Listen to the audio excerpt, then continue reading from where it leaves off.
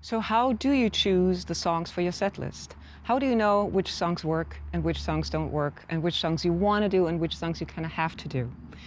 In this video, I'm going to give you 4 pointers on how to successfully put together your set list.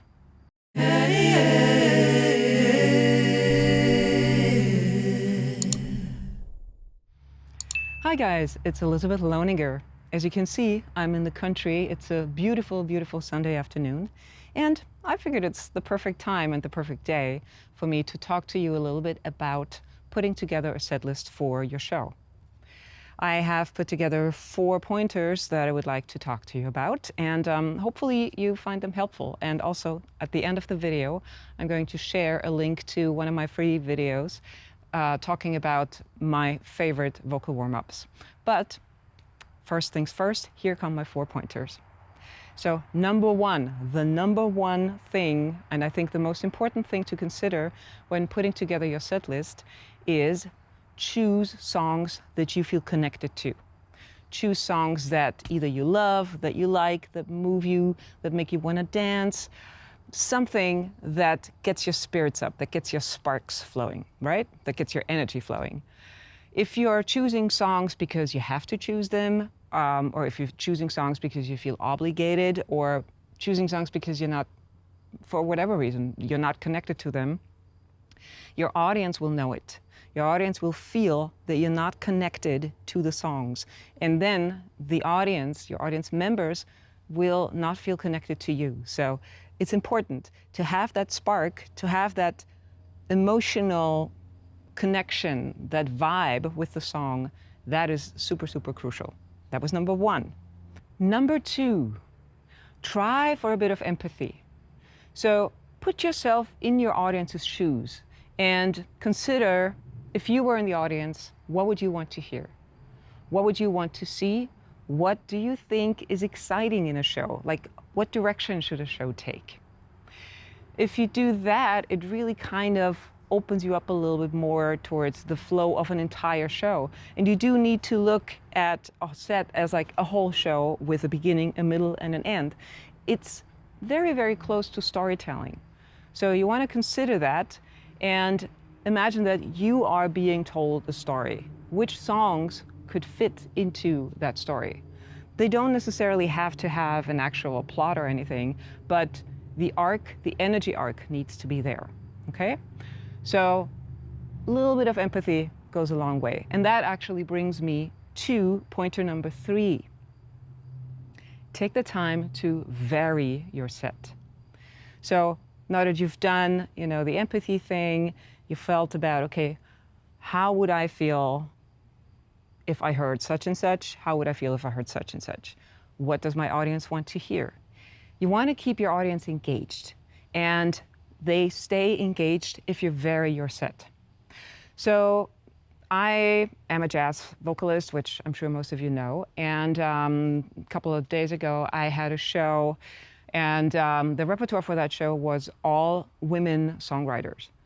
So I dug really deep into this repertoire, and by the way, shout out to Mary Foster Conklin, who is the queen of the repertoire of women songwriters. She has a huge, huge list of repertoire. She was immensely helpful to me in this repertoire selection. So anyway, I found out that women write amazing ballads, wonderful ballads. I was so moved, and I kind of really wanted to do all of them. However, again, going back to the empathy thing, how would you feel as an audience member if the artist is singing one ballad after another? Now, granted, this might be what you need or what you want to hear, but in my experience, most people want their concerts to be a little bit more engaging, a little bit more varied. A little bit of this, a little bit of that. So now we're adding cooking to storytelling, right? So yes, there's the story, but it's also kind of cooking. A little bit of this spice, a little bit of that spice. So in a jazz context, a jazz set, for instance, if it's a straight-ahead jazz gig, you already have a swing tune. You can choose a bossa. You can choose maybe a waltz. You can choose a blues, any of these put together.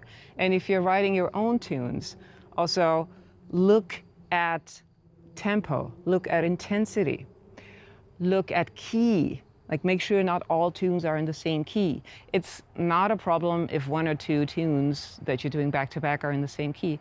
But if your entire set is in B flat, you may want to look into that. So yes, vary your tunes, vary intensity, vary tempo, vary the keys, all of that. And that brings me to pointer number 4.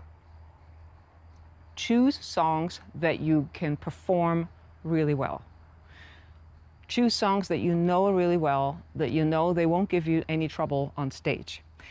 I mean, it's great to work on songs that really challenge you, where you get into the gnarly bits of your voice and go like, oh, this is not really working, or I don't like the sound here, or I don't like the sound there.